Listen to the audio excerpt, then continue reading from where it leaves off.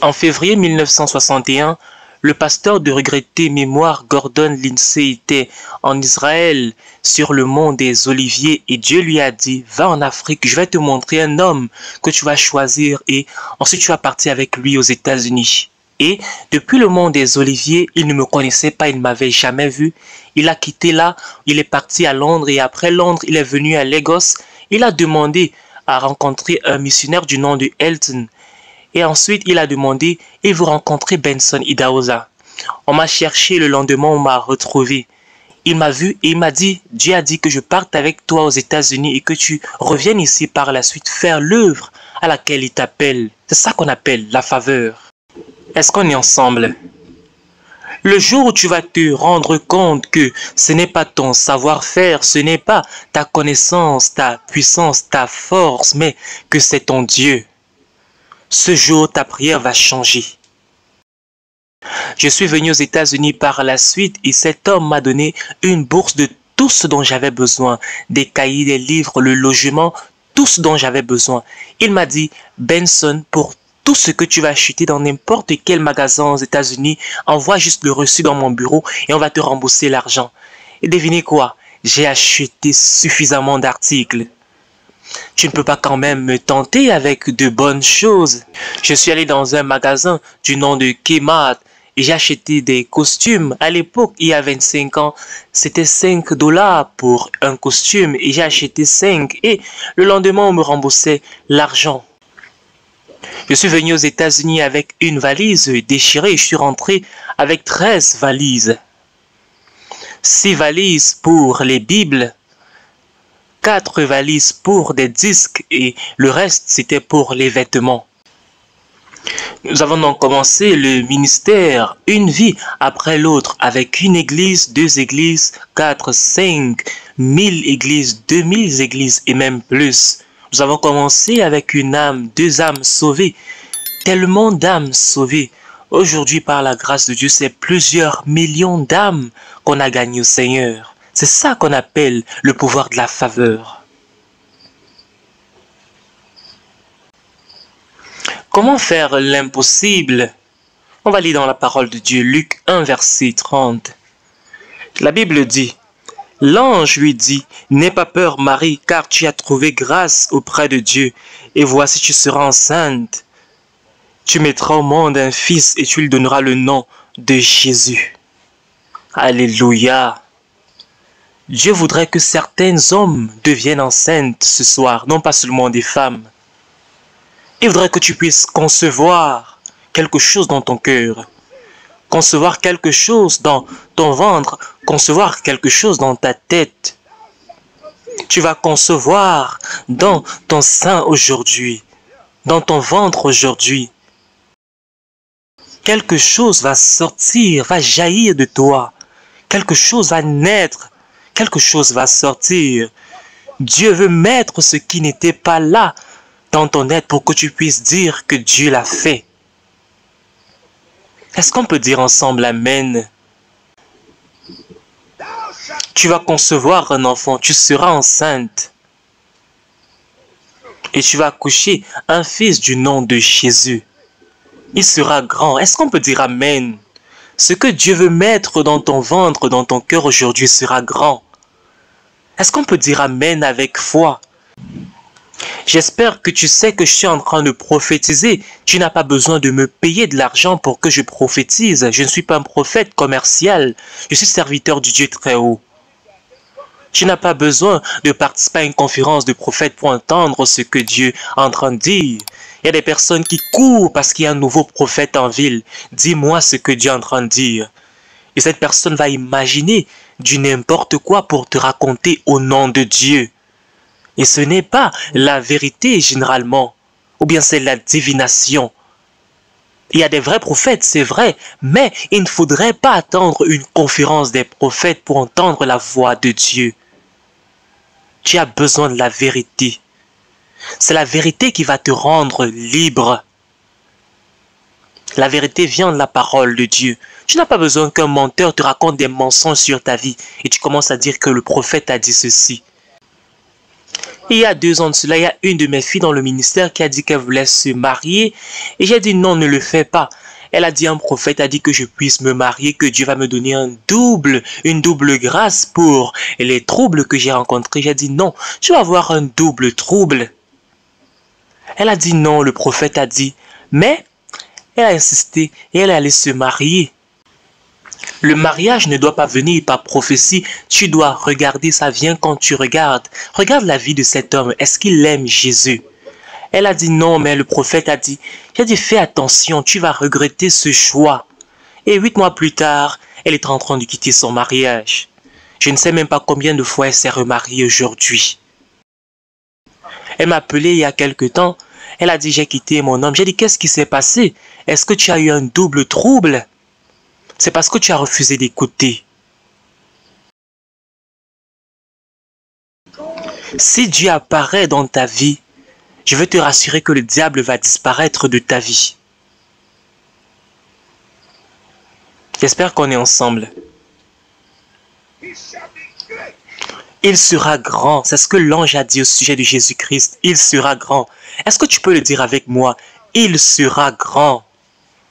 On parle là de la faveur que Dieu va t'accorder. Est-ce que tu es avec moi? Est-ce que tu comprends réellement ce que Dieu est en train de vouloir faire? Le verset 34 dit ceci. Marie dit à l'ange, comment cela se fera-t-il puisque je n'ai pas de relation avec un homme? Chaque chose que nous voulons faire des choses, nous recherchons l'homme. On pense que les grandes choses vont se faire au travers de l'homme. Comment cela va se faire? Comment cette impossibilité va se produire? Comment ce grand rêve peut se réaliser? Comment cette vision peut s'accomplir? Les grands rêves qui sont au-delà de mes finances, au-delà de mon salaire, au-delà de mon éducation, comment je peux le faire? Dieu est en train de me troubler, tu peux le dire. Et tu sais que Dieu n'apporte pas un mauvais trouble.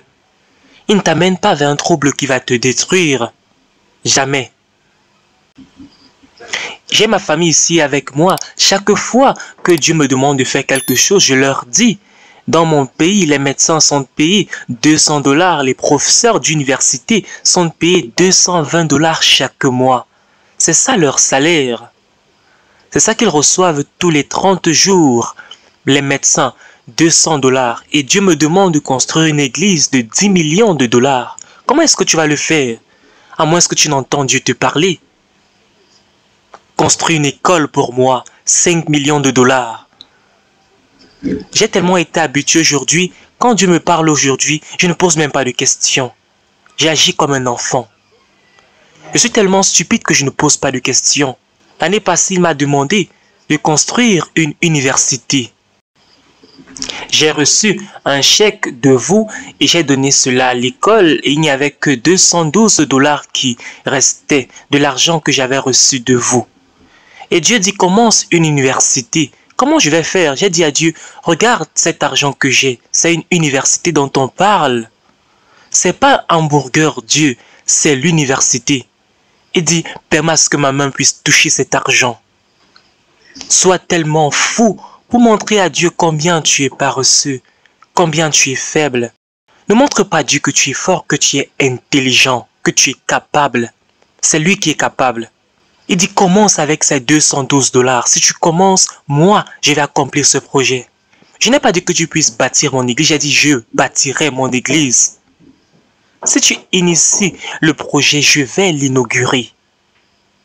C'est mon projet, c'est moi qui te demande de faire.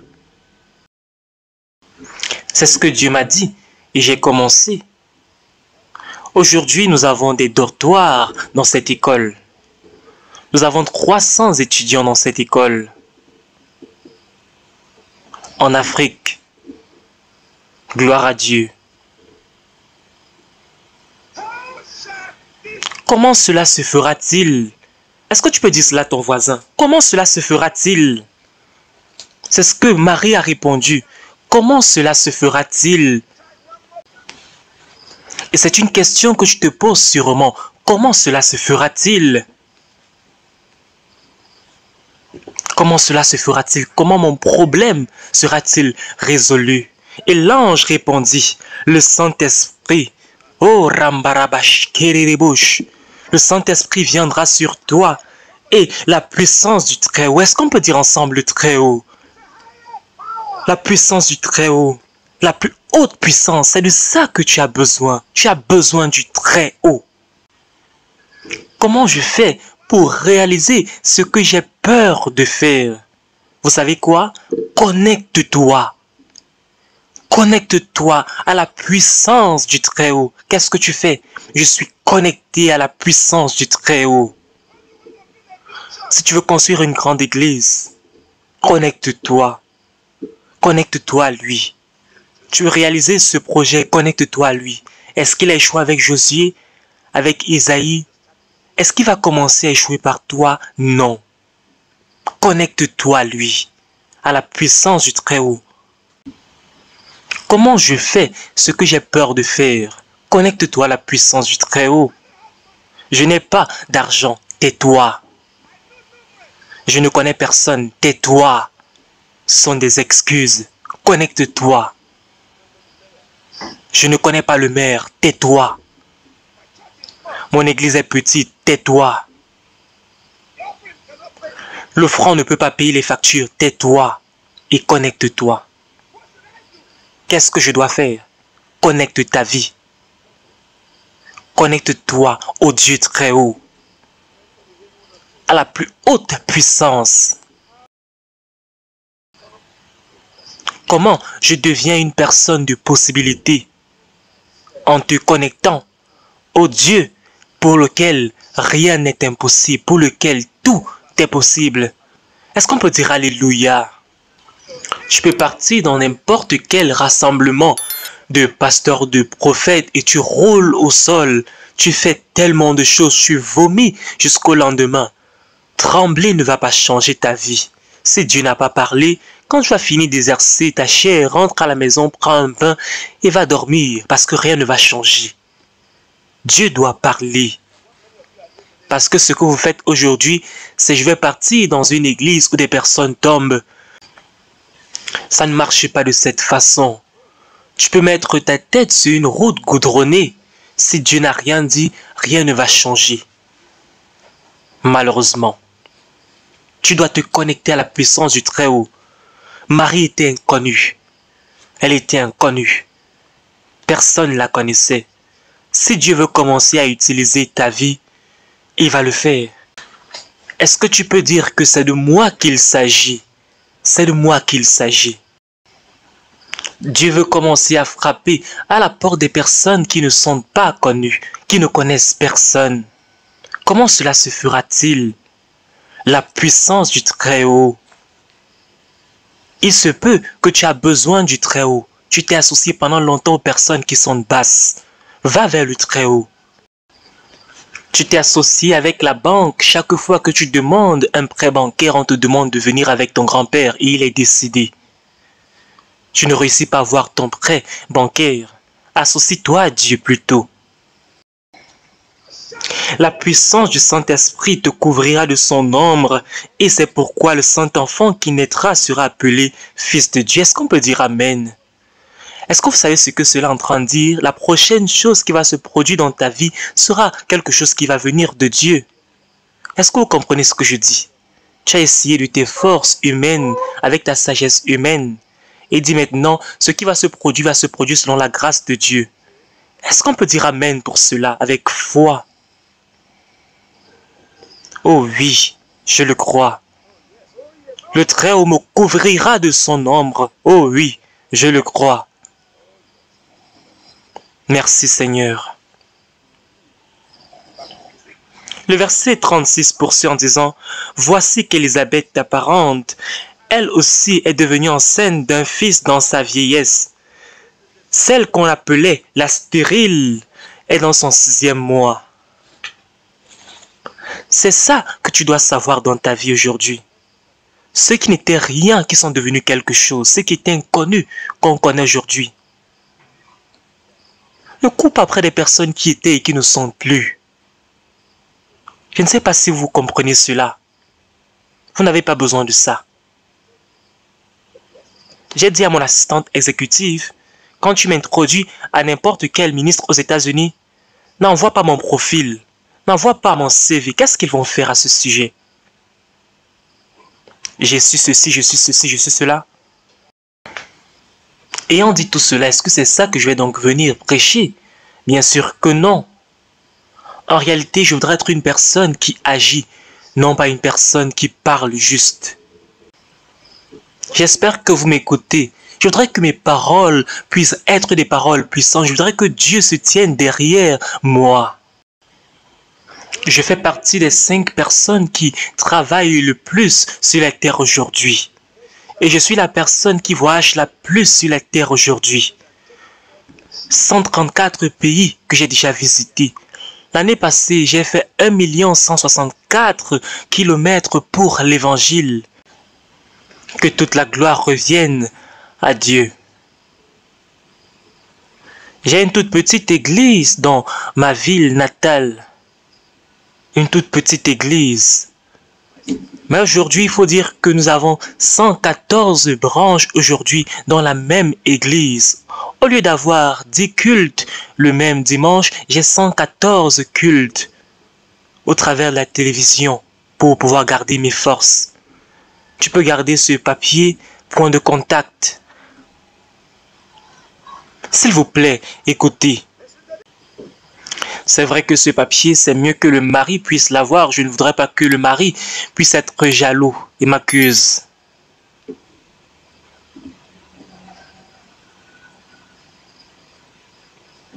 Est-ce qu'on est ensemble? Regardez les paroles de l'ange. Il dit ta cousine Élisabeth, ta parente Élisabeth, elle aussi est devenue enceinte d'un fils dans sa vieillesse.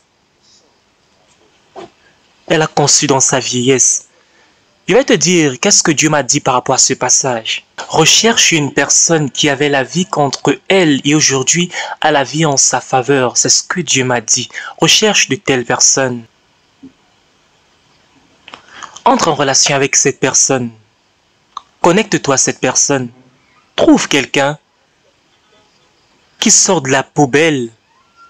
Une personne qui a été promue par le Dieu très haut. Trouve quelqu'un qui avait une église de 50 personnes l'année passée à la même période, mais aujourd'hui, il a 500 personnes. Non pas l'homme qui dit quand j'étais, quand j'avais, à l'époque, il y avait quelques années, j'étais en Californie, Dieu faisait, Dieu faisait, Dieu faisait. Tu n'as pas besoin d'un Dieu qui faisait. Tu as besoin d'un Dieu qui agit aujourd'hui. Ne dis pas à l'époque quand je ressuscitais les morts. Si Dieu n'est pas, ça veut dire que Dieu n'était pas. Il doit agir aujourd'hui dans ta vie. Que sa faveur repose sur toi. Elle est devenue enceinte. Elle est déjà 6 mois de grossesse. Elle qui était stérile. Je prie que chacun d'entre vous va cesser de regarder à votre hier et commencer à croire en Dieu de demain, le Dieu de demain. Est-ce que tu peux commencer à dire Amen?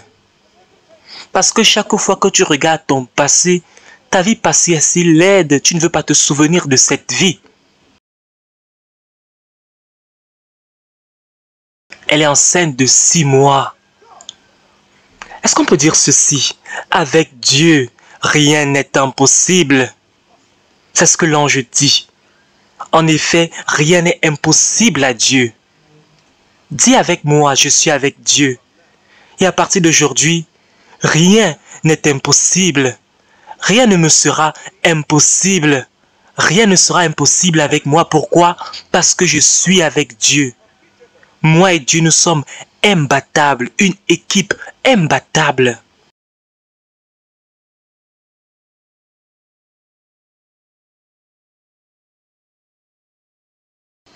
Le verset 38 dit ceci.